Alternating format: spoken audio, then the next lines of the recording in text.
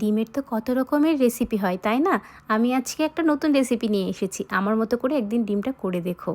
তো একটু কড়াইয়ের মধ্যে সর্ষের তেল নিয়ে নিয়েছি। সর্ষের তেলের মধ্যে 3টা ডিমকে আমি এরকম করে হালকা ভেজে তারপর সেগুলোকে ছিঁড়ে ছিঁড়ে হালকা করে ভেজে নিয়েছি। তারপরে ওই তেলের মধ্যেই আমি 2টো পেঁয়াজ কুচি করে কেটে সেগুলোকে ভালো করে ভেজে নেব।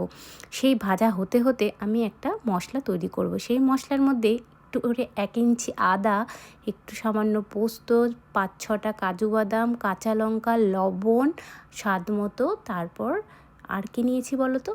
একটু করে দইও অ্যাড করতে পারো, কিন্তু আমি দই অ্যাড করিনি। আমি 2 রকমের সর্ষে নিয়েছি, হলুদ সর্ষে আর কালো সর্ষে।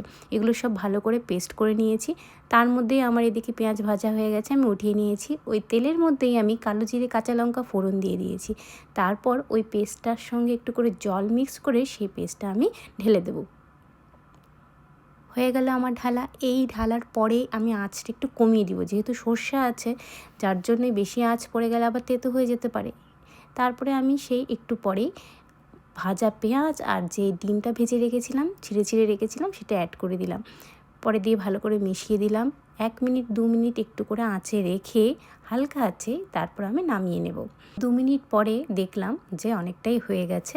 তারপর আমি একটু টেস্ট করে নিলাম লবণটা ঠিক আছে কি না। আমার তো লবণ ঠিকই ছিল, তাই আমাকে লবণ আর অ্যাড করতে হয়নি।